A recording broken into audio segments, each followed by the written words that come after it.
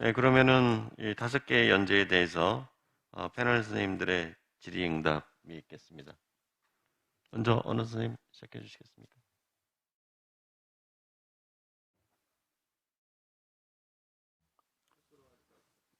온라인으로 김준성 선생님도 들어와 계신가요? 김중선 선생님.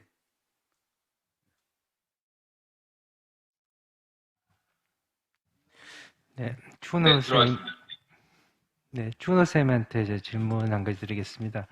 사실 안티인플라메이터리 에이전트가 참 기존 자체부터 시작해가지고 브로드한 것부터 스페시픽한 것까지 다양한데 사실 아직까지 가장 데피니트하게 개인을 보여주고 있는 게 코리친이라는 게 아주 전통적인 약이라는 게 참 역설적이라는 생각이 듭니다. 그러니까 근데 사실 코리친 써보시면 알겠지만은 사이드 이펙트가 만만치 않거든요. 그래서 실제 클리니컬 필드에서 이런 약들이 그 가능성이라든지 이게 가이드라인 아직까지는 명확하게 올라와 있지 않은데 이런 부분에서 선생님들의 의견을 한번 좀 주시면 감사하겠습니다.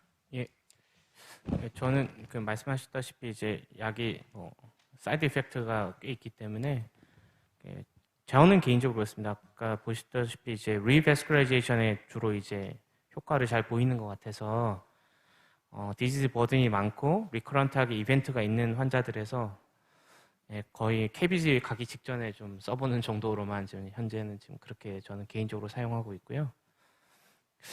저는 개인적으로 그렇게 생각하고 있습니다. 나머지 패스웨이에 대해 가지고도 사실 많은 연구가 되고 있긴 하는데 참 그 코스트 이펙티브너스나 이런 것들을 볼 때 얼마만큼 효과가 있을지 그다음에 이런 커브, 서바이벌 커브를 봐도 이게 정말 그만큼 효과가 있을지에 대해서는 참 의문을 가지고 있는데 그래도 연구자들이 이제 많은 거기에 돈을 이제 투자하고 있지 않습니까 지금? 저는 그래서 아마 아까 전에 그 제우스 스터디를 보셨다시피 이제 진짜 정말 답 없는 질환인 CKD로 그래서 넘어간 게 아닌가. 저는 그렇게 봤습니다. 네, 세브란스 병원의 김중선입니다. 혹시 한정규 교수님한테 좀 질문을 드리고 싶은데요. 말씀하세요. 네, mRNA 바이러스 백신 자체가 마이오카이티스 어떤 를 일으킨다고 말씀도 하셨고 사실 그거에 대한 컨선이 실제로 많은데 아까 말씀하시는 건 30세 이하의 남성의 어떤 리스크가 올라간다고 되어 있는데 혹시 다른 어떤 저희가 주의해야 될 환자들이 굉장히 그거에 대한 컨선이 사실 심장 환자들이 많잖아요. 그래서 그거에 대한 어떤 리스크가 나온 어떤 데이터가 있는지 좀 얘기를 해주시면 좀 감사하겠습니다.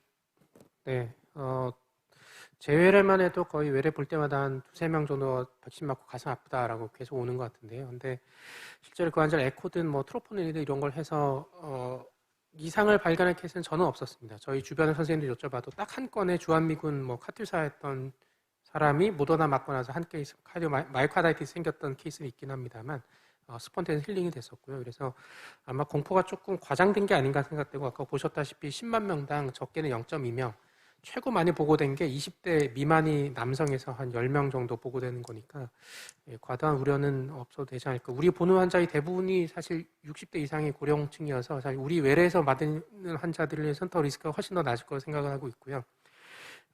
여러 리스크 팩터에 대한 언급이 따로 있지는 않습니다. 다만 이제 아까 얘기된 것처럼 젊은 남성에서 테스토스테론과 관련되지 않냐면은 추정만 있는 것으로 생각이 되고 뭐 약제에 따라서는 모더나가 조금 리스크가 있을 다른 것보다 30세 미만에서는 리스크가 있을 그런 이론적 백그라운드 있습니다만 여튼 반대로 또 인펙션을 더 잘 예방할 수도 있을 거라는 데이터도 있어서 그 정도 우리가 갖고 있는 데이터로 생각됩니다.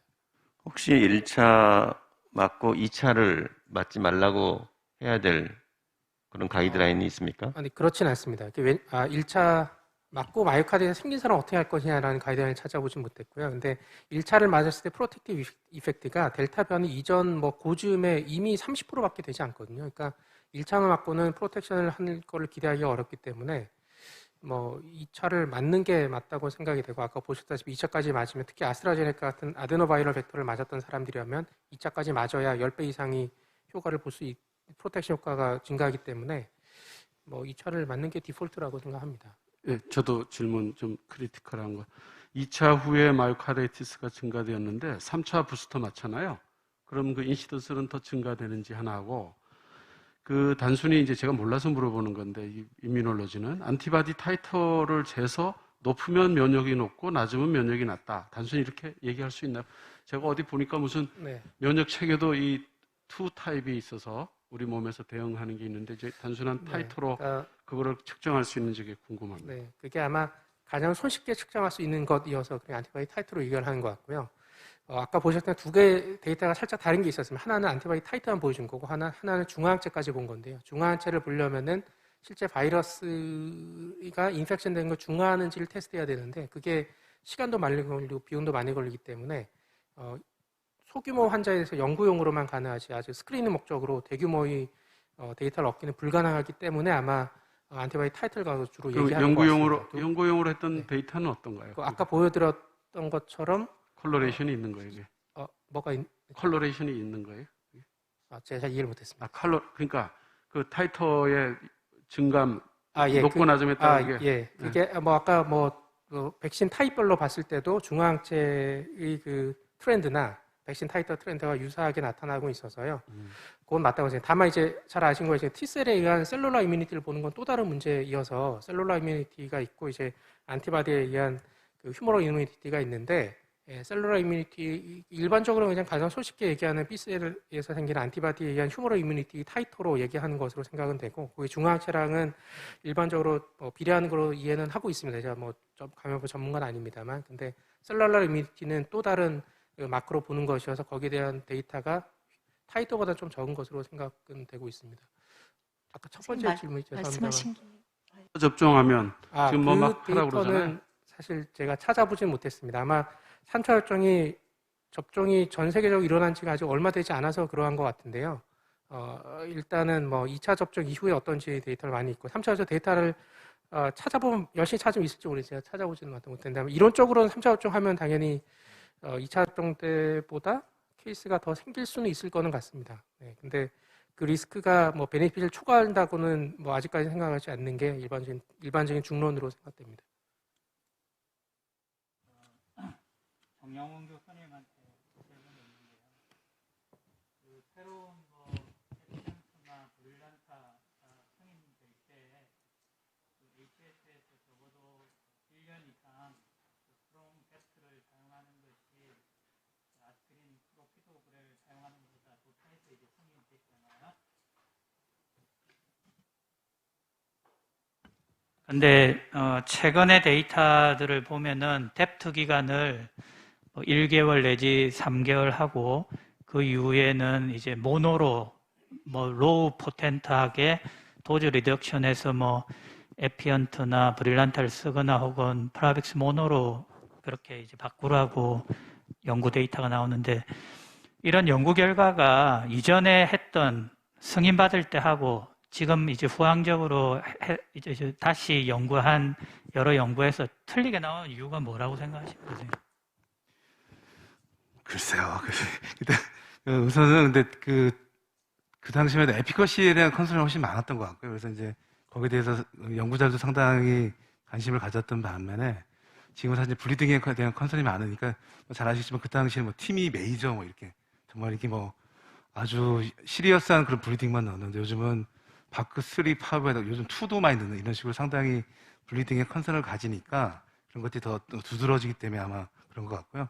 또 하나 요즘 진행된 연구들을 보면은 이제 한국은 좀 다르지만 전 세계적으로 보면은 좀 하이 리스크 그룹, 특히 블리딩에 대한 하이 리스크 그룹을 찾아내서 뭔가 올드에이지나 HBR 이런 환자들 대상으로 또 이렇게 일종의 서브 그룹을 대상으로 하기 때문에 그런 퍼포먼스가 좀 이렇게 다르게 나오는 측면이 있지 않나 생각이 되고 한국은 제가 항상 얘기하는 그런 측면에서 에피커시에 대한 베네핏이 좀 떨어질 거고 좀 더 강하게 약을 써도 그리고 어떤 세이프티에 대한 측면은 조금 더 두드러지기 때문에 그러니까 대부분의 지금 디에스컬레이션 연구들의 거의 절반 이상 한국에서 많이 나오고 있는 걸로 돼 있고 데이터들이 그렇기 때문에 아마도 더 좋은 게 아닌가 그런 생각을 하게 됩니다.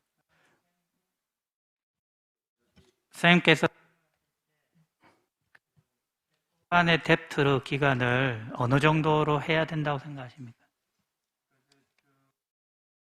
아까도 얘기 드렸지만은 나는 AMI 같은 경우는 저희 이제 진행 데이터를 보면은 사실 그렇게 크게 중요한 것 같지는 않고요. 한 달 이후로는. 근데 MI 환자들 같은 경우는 아까 보여드렸지만은 그러니까 6개월까지는 상당히 통계적으로 데이터를 봐도 상당히 중요한 역할을 하고 프리 이니비션이 그 다음부터는 조금 줄어들기 때문에 그런 측면에서는 조금 이제 스위치하는데 훨씬 어떤 가이드가 될 수 있을 것 같고요. 하나 또 이제 그 최근 했던 분석 간단하게 하나 얘기 드리면은 이거를 쉽게 얘기하면은 아까 인플라메이션 얘기가 많이 나왔는데 MI 환자와 난 MI 환자가 인플라메이션 레벨이 훨씬 차이가 납니다. MI 환자에서 훨씬 초기에 인플라메이션 레벨이 높은데 이것도 저희 진후 데이터를 가지고 이니셜과 판단들을 데이터를 보니까 일반적인 그런 카디오바스쿨라 스탠다드 세라피를 하게 되니까 한 달 뒤에 되면은 MI와 난 MI가 CRP 레벨이 거의 비슷해집니다. 그런 측면에서 보면은 우리가 어떤 이런 디에스컬레이션 하는 포인트를 한 달로 해도 그렇게 큰 문제는 되지 않을까라는 생각을 하게 됩니다. 아직도 궁금하신 게 많겠지만 시간이 많이 지나서 이번 세션 여기서 끝나도록 하겠습니다. 강사님 또 패널 선생님들 감사드립니다. 네, 고맙습니다.